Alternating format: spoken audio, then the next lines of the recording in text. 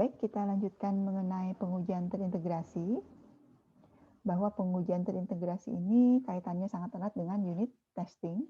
Kalau di unit testing kita tahu kita akan menguji kode-kode program kita, memastikan semua kode program berjalan dengan baik. Di unit testing, ini kita akan memastikan bahwa antar modul ketika program tersebut diintegrasikan sudah tidak ada lagi persoalan. Nah, ini ada video yang nanti kita bisa saksikan bersama-sama. Namun sebelumnya saya ingin menjelaskan apa itu pengujian terintegrasi. Nah, jadi kita harus membayangkan bahwa ketika membuat perangkat lunak ada tim yang mengembangkan secara bersama-sama, sehingga memang aplikasi itu akan dibagi-bagi menjadi modul-modul aplikasi ya, atau modul perangkat lunak. Nah, jadi di pengujian terintegrasi, modul perangkat lunak individu terintegrasi secara logis dan diuji sebagai suatu kelompok. Jadi kalau kita memiliki aplikasi yang terdiri dari 5 atau 4 modul, dipastikan dulu modulnya sudah berjalan dengan baik. Ketika diintegrasikan, kita akan melakukan pengujian secara berkelompok. Jadi untuk langsung ke 5 modulnya. Nah, jadi fokus dari pengujian terintegrasi itu sebetulnya kepada pemeriksaan komunikasi di antara modul-modul ini. Misalnya ya, modul 1 ternyata dia memanggil hasil dari modul 2. Sementara modul 2 itu menjalankan algoritma-algoritma di mana algoritma tersebut salah satunya menunggu hasil dari modul 3. Nah, ada komunikasi data antar modul tersebut. Nah, inilah yang akan dicek oleh si pengujian terintegrasi. Jadi kalau logika programnya itu sudah di testing unit. Tetapi kalau sudah yakin dan kita melihat loh kok ada pemanggilan terhadap modul lain ya, nah itu kita harus melakukan testing terintegrasi. Ada yang menyebutnya sebagai INT, integrasi dan testing ya, integration and testing.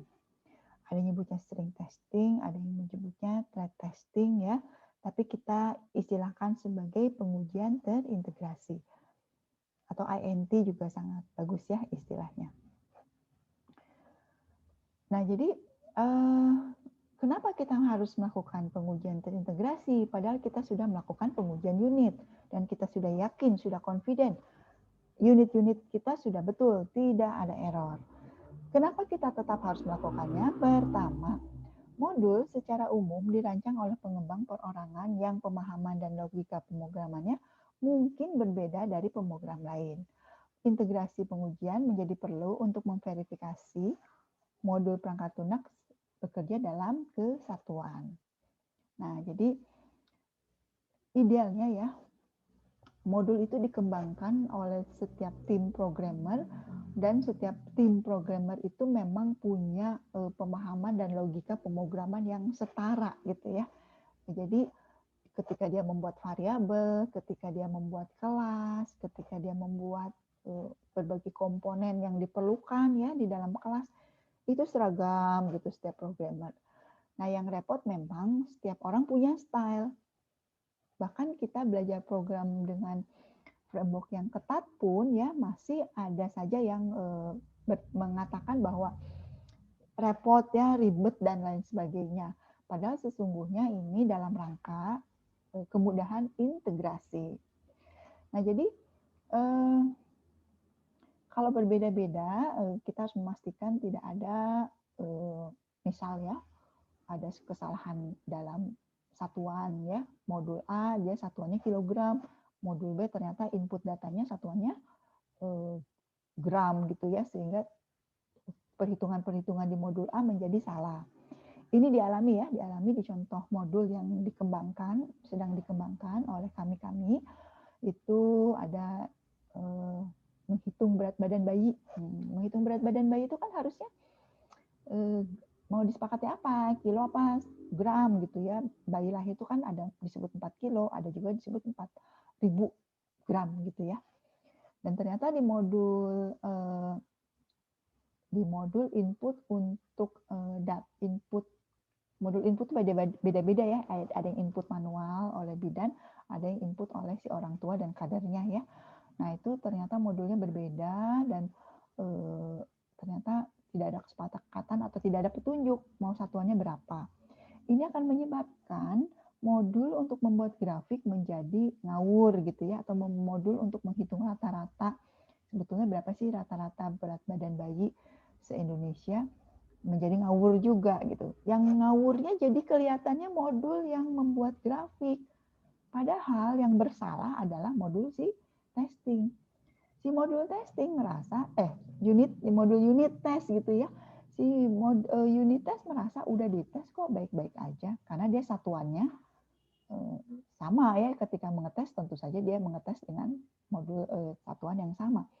Tapi ketika modul dilakukan diinput oleh pihak lain, user lain atau aktor lain, dia menginputnya berbeda, ternyata dia kilo.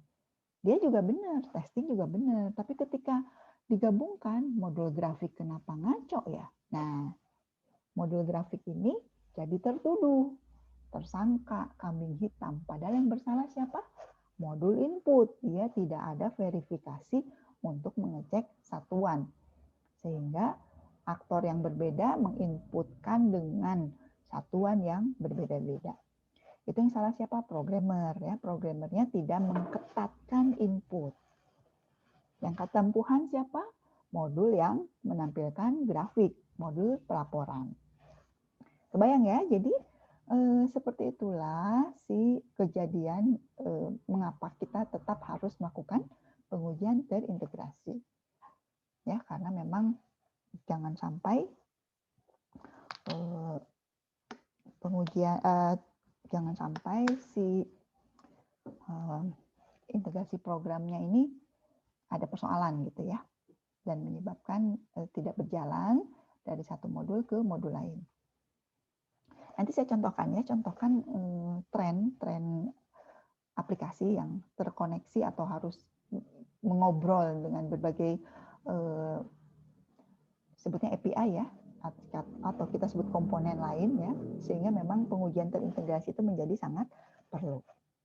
Nah, apalagi kalau kita memang bekerja dengan database ya, itu koneksi bisa salah. Kemudian kita juga harus memastikan database-nya itu ya sudah di-open dan lain sebagainya gitu ya. Jadi modul kita baik-baik aja, tapi ternyata database-nya tidak bisa diakses sehingga terjadi error. Nah, banyak juga kejadian seperti itu. Modulnya menjadi salah, padahal sebetulnya database-nya yang sedang bermasalah. Apalagi kalau kita bekerja membuat aplikasi yang terkoneksi dengan perangkat keras eksternal. Misalnya kita ingin ada fingerprint, kemudian QR code melalui HP gitu ya, bisa baca QR code gitu. Nah, itu juga menjadi harus dites ya, kalau enggak modulnya berhasil tapi ternyata kok nggak bisa masuk ya datanya. Nah, itu kalau kita memang modul kita berinteraksi dengan perangkat lainnya ya, mau perangkat lunak, mau perangkat database ataupun perangkat keras.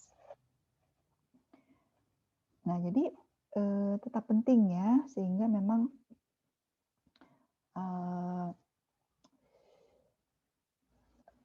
meskipun unit tesnya atau unitnya kita yakin nggak ada masalah, tetap harus dites integrasinya ya.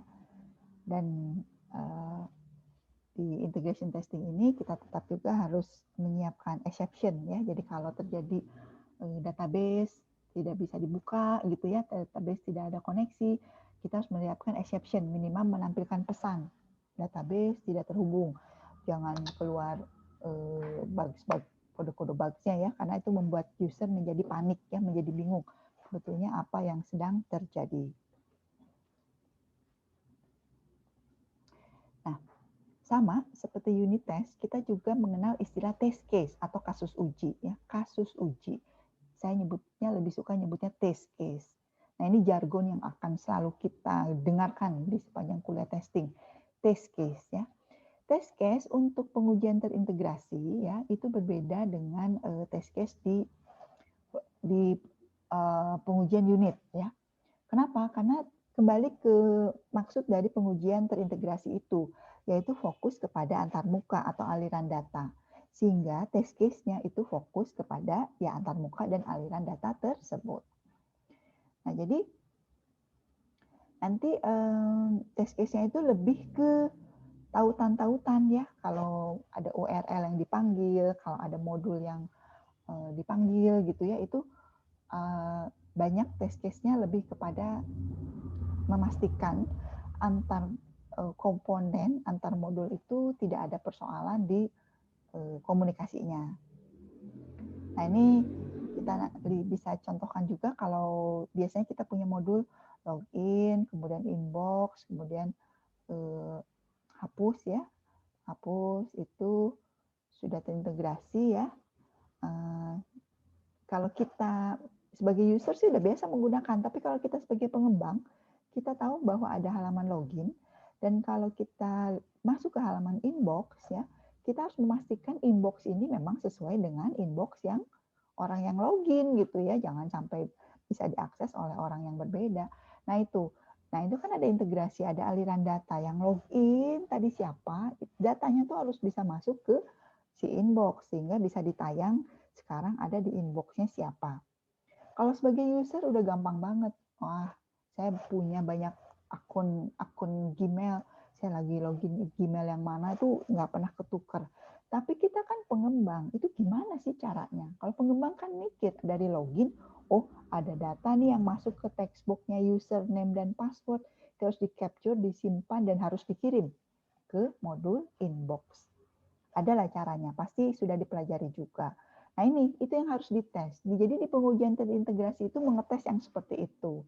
Memastikan tidak hanya loginnya berhasil, tapi data yang tadi berhasil itu berhasil nggak di inbox, muncul nggak, kekirim nggak, dan lain sebagainya. Terbayang ya? Mudah-mudahan terbayang. Jadi beda penekanan di pengujian terintegrasi. Nah ini yang saya ceritakan ya. Jadi memang login, data yang login harus bisa ditayangkan di inbox. Kalau nanti ada yang mau menghapus surat, ya harus memastikan juga hapus surat itu memang sesuai dengan yang inbox-nya gitu ya. Jangan sampai dia menghapus ternyata di inbox yang berbeda.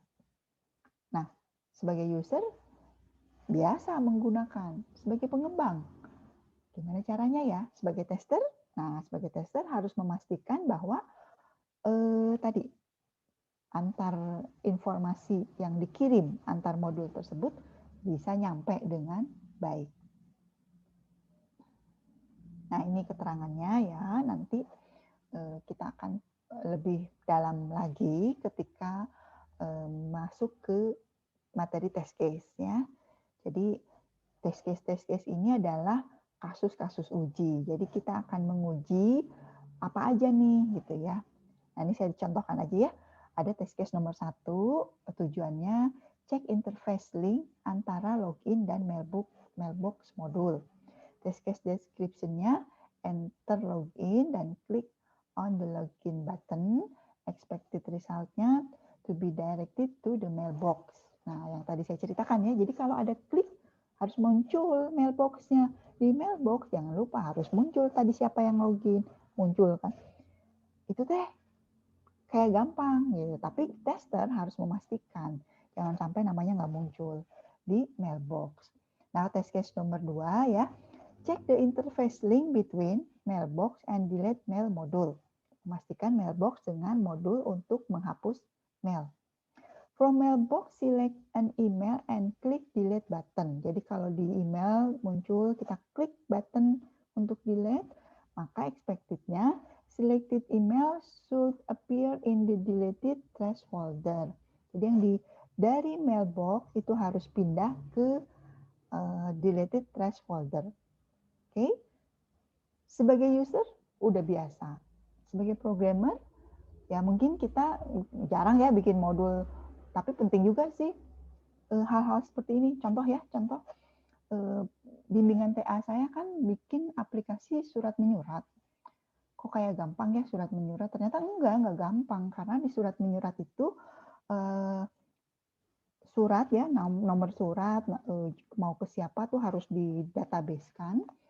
dan suratnya nanti diketik, terus nanti di-generate ya, suratnya jadi muncul, di-generate. Jadi tidak diketik lagi di Word, tapi di-generate. Dan surat yang sudah tergenerate itu harus diverifikasi dan harus ditanda tangan gitu ya sebelum nanti dikirim. Demikian juga kalau ada surat yang masuk. Ya, surat yang masuk itu harus jelas dibaca dulu oleh siapa, didisposisi kemana. Nah itu rumit juga ternyata ya. Dan bisa ngapus juga antar modul itu. Jadi kalau sekarang ada surat masuk, kemudian diverifikasi, di dispatch ya, surat ini sebetulnya untuk siapa, didisposisi, nah itu masuk ke modul disposisi. Ya ada aliran seperti ini dan dia harus mengecek, memastikan bahwa dari satu modul surat masuk ke modul disposisi itu aliran datanya betul. Ini pengujian terintegrasi. Ada beberapa pendekatan ya. Di sini ada yang disebut dengan Big Bang ya. Industri perangkat lunak menggunakan berbagai strategi untuk melakukan pengujian terintegrasi. Ada pendekatan Big Bang, ada pendekatan yang disebut top down, bottom up, dan sandwich kombinasi top down dan bottom up. Apa sih itu ya? Nah, Big Bang ini semua komponen terintegrasi bersama sekaligus dan kemudian diuji. Jadi kita siapin semua modul, gabungin dulu semua. Nah, ngeceknya tuh sekaligus. Jadi kita benar-benar ngecek dari inbox ke login ke inbox ke delete itu kita cobain dalam satu sekuen, satu aliran gitu ya. Kalau sistemnya kecil enak ya. Tapi kekurangannya kalau ada error, errornya di mana nih? Jadi kita harus ngecek modul mana yang error. Kemudian kalau banyaknya antar muka yang diuji, kadang-kadang jadi dilewat gitu ya, karena banyak banget nih dari sini manggil ke sini, inbox manggil ke delete, delete harus nanti masuk lagi ke modul inbox dan lain sebagainya ya. Nah jadi, dan kekurangan lainnya, ini bisa dilakukan kalau semua modulnya udah selesai. Jadi kalau semua tim udah beres, gabung baru dites integrasi. Berarti kita harus nunggu, tunggu-tungguan. Sehingga memang kalau programmernya atau developernya bisa serentak, bagus. Tapi kalau enggak, nungguin kan, yang modul A, modul B udah siap, C, D, E belum. Nah, itu tidak efisien.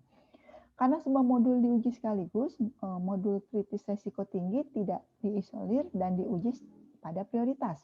Modul periferal yang berhubungan dengan antarmuka pengguna juga tidak terisolasi dan diuji pada prioritas. Kebayang ya, jadi karena serentak, modul yang penting dengan modul yang biasa tidak teruji jadinya ya. Jadi teruji tapi prioritasnya jadi sama gitu ya. Mana yang lebih penting dianggapnya sama semua. Nah ini namanya Big Bang. Jadi serentak baru kita uji. Kalau yang incremental ya, ini bertahap ya. Jadi modulnya mana yang udah selesai gabung gitu ya. Kemudian mana yang udah selesai digabung lagi ya. Jadi seperti Big Bang, kalau Big Bang itu serentak, kalau incremental tuh dicicil, mana yang udah ternyata A dan D gabungkan gitu. Nah, sehingga proses ini bisa dilakukan kalau kita memerlukan stub dan driver ya. Jadi kalau stub itu modul yang kita misalnya modul A udah selesai. Modul A ini harusnya memanggil modul B. Modul B-nya belum selesai. Ya udah kita buatkan yang disebut dengan stub atau dummy ya, dummy program. Jadi yang dipanggil itu stub ya. Nah, jadi saya bisa memanggil modul B, padahal modul B-nya belum selesai, belum disetorkan oleh programmer. Nah, stub ini dummy aja. Jadi dummy itu hanya berisi kerangka-kerangka gitu ya, yang kode-kode programnya belum lengkap, tapi sudah membuat modul A menjadi bisa berjalan. Jadi tidak error, karena seolah-olah modul B-nya sudah ada, sudah siap. Padahal codingan di modul B-nya belum jadi. Baru skeletonnya aja, baru kerangkanya aja. Itu disebut dengan stub. Kalau driver kebalikannya ya. Saya modul A. Modul A ini dipanggil oleh modul C harusnya. Tapi modul C belum selesai-selesai. Gimana caranya saya memastikan modul A saya sudah bisa dipanggil? Semua metodenya sudah siap. Maka dibuatlah dummy program yang disebut dengan driver. Driver itu manggil ya modul A yang udah jadi, memastikan semua konstruktor bisa, semua metode bisa, semua parameternya lengkap, tidak ada kesalahan parameter. Itu dipanggil oleh driver atau si tes tadi ya, main test. Itu driver juga disebutnya.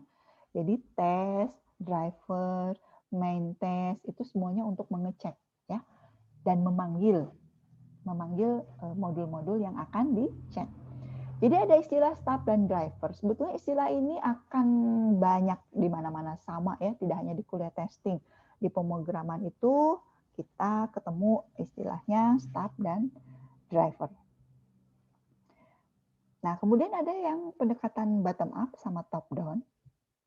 Kalau bottom up, modul yang level lebih rendah diuji dengan modul yang lebih tinggi sampai semua modul diuji. Dibutuhkan bantuan driver untuk pengujian. Nah, ini ada gambarnya ya. Jadi kalau kita modulnya ternyata secara hierarki seperti ini, modul 4 dipakai di modul 2. Modul 2 ternyata harus ada modul 5-nya juga. Sedangkan modul 3 memanggil modul 6. Dan modul 2 dan 3 ini digunakan atau dipanggil oleh modul 1. Kebayang ya, kalau kita Big Bang, ini semua harus jadi dulu, baru kita uji. Dari atas, cabang kedua, keempat, dan kelima. Atau dari atas, nyobain ketiga dan keenam. Kalau inkremental enggak, bertahap. Mana yang udah jadi? 2. Oh, 2 ini ternyata dipanggil oleh modul 1. Oh, berarti kita harus membuat driver untuk menggantikan modul 1. Modul 2 ternyata akan digunakan atau harus memanggil modul 4 dan 5. Kita akan membuatkan stub untuk modul 4 dan 5. Ya, misalnya programmernya dibagi nih timnya menjadi 6 orang. Yang rajin cuma programmer 2 dan modul dan 3. Dia udah selesai tugasnya. Dia mau ngetes. Gimana? Unit tesnya udah selesai. Saya mau ngetes integrasi. Saya harus pastikan modul saya aman dipanggil oleh modul 1. Modul saya bisa memanggil modul 4 dan 5. Tapi mana? Kok mereka nggak setor-setor nih? Ya udah, saya pundung aja, saya ngambek gitu. Ya udah saya males-malesan. Enggak gitu ya, dia menyiapkan stub dan driver supaya modul dia yakin, oh udah aman integrasi, tugasnya udah selesai. Gitu. Nah kira-kira seperti itu ya. Jadi kalau integrasi bottom up dari bawah ke atas ya, jadi seperti yang incremental memang keuntungannya tidak harus menunggu. Kekurangannya ya kalau modul kritisnya itu ada di akhir ya atau belum selesai. Jadi dia harus memastikan modul kritisnya ya kita harus tahu modul mana sebetulnya yang paling penting gitu ya. Jangan sampai tidak ya diujinya tidak lengkap atau sekedarnya. Dan karena terpisah-pisah seperti itu, akibatnya apa sih? Nggak kelihatan gitu keseluruhan gambaran prototipe aplikasinya karena baru per modul. Jadi kan kalau kita mau ngecek modul pemesanan makanan, modul pemesanan makanannya doang yang muncul. Padahal kan kita pengennya pemesanan itu bisa dilakukan kalau ada reservasi. Jadi kita nggak bisa lihat secara utuh. Nah, kalau yang integrasi atas ke bawah disebut juga dengan top down ya. Nah, kalau top down yang atas dulu gitu ya. Nanti dia memanggil modul-modul berikutnya. Nah, jadi ini pendekatan ya. Mau gimana nih ngujinya? Kalau bisa serentak ya alangkah bagusnya ya. Jadi kita ke programmer punya jadwal. Pokoknya kamu harus selesai minggu ini. Minggu depan kita masuk pengujian terintegrasi. Yang nggak selesai pengujian unitnya di out ya, di kick gitu. Dikeluarkan ya. Karena dia tidak perform. Pokoknya minggu depan kita mau nguji integrasi. Semua programmer harus sudah siap menyetorkan modul-modulnya. Itu Big Bang ya, jadi kita serentak aja. Itu lebih apa ya? Lebih menguntungkan sih karena fokusnya jelas gitu. Sekarang lagi integrasi. Kalau seperti ini kita repot sebetulnya karena harus bikin driver atau stub. Jadi pura-pura dummy untuk memanggil modul-modul yang lain. Sama ya, jadi kekurangan dan keuntungannya ya. Lokalisasi kesalahan lebih mudah, kemungkinan untuk mendapat prototipe awal ya. Karena kalau dipanggilnya dari modul awal kan biasanya menu utama ya muncul semua kan. Biasanya sih top down tuh kita uji halaman utama. Di situ kelihatan seolah-olah sudah ada menu-menu ya, sudah ada modul-modul lain. Padahal kalau diklik kosong gitu ya.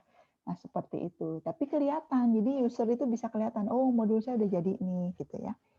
Modul kritis diuji pada prioritas. Cacat desain utama dapat ditentukan dan diperbaiki terlebih dahulu. Jadi kita bisa melihat keseluruhan ya, karena prototipe sudah muncul, kita bisa memastikan, oh modul ini penting nih, payment penting nih. Jadi saya klik gitu ya, saya pastikan.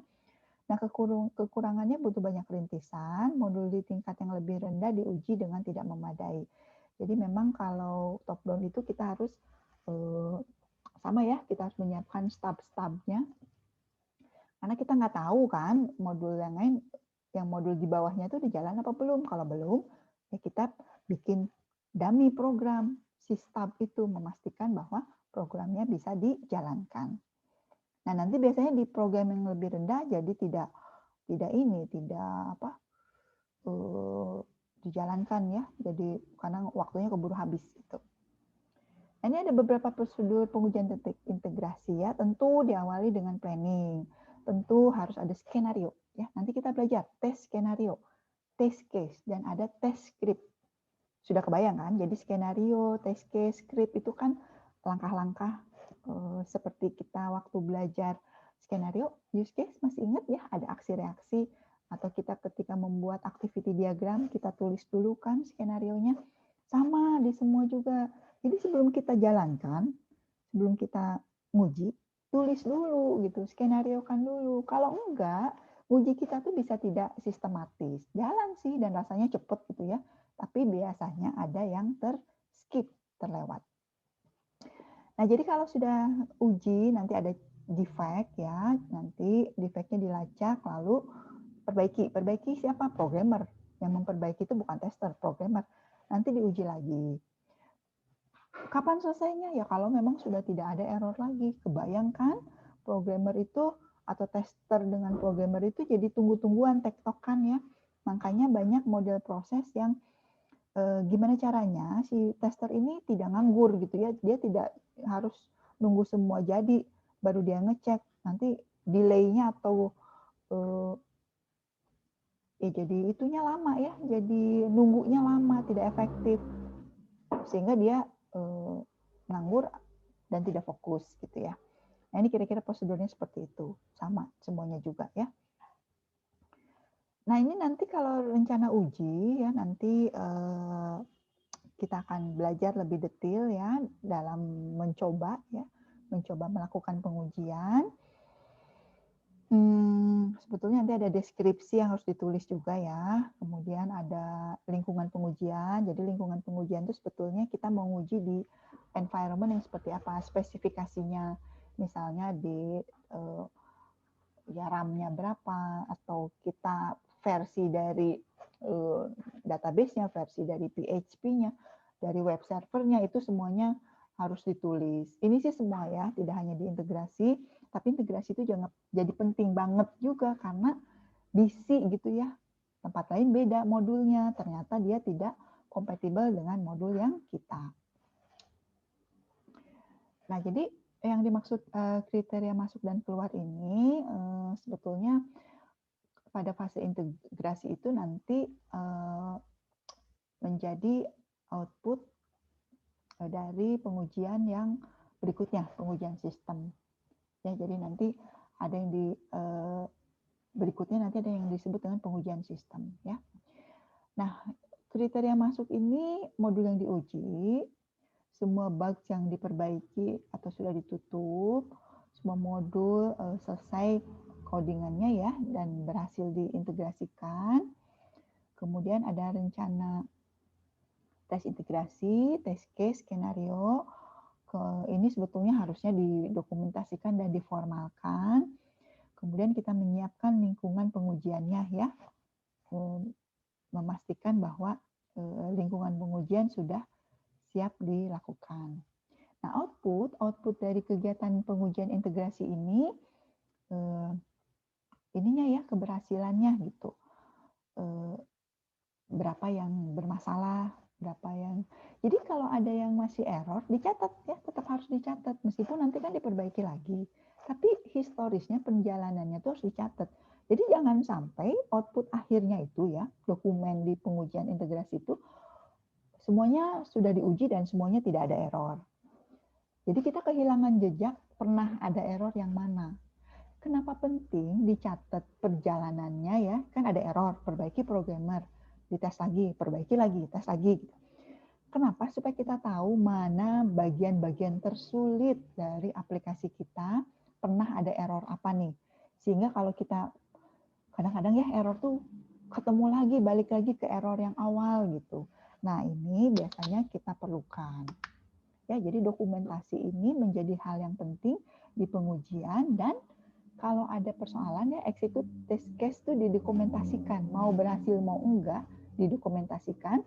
Kalau tesnya diulang dan dia berhasil, jangan ditimpa, tapi kita melaporkan di bentuk yang lain, di tempat lain. Nah, demikian terkait pengujian terintegrasi, mudah-mudahan terbayang.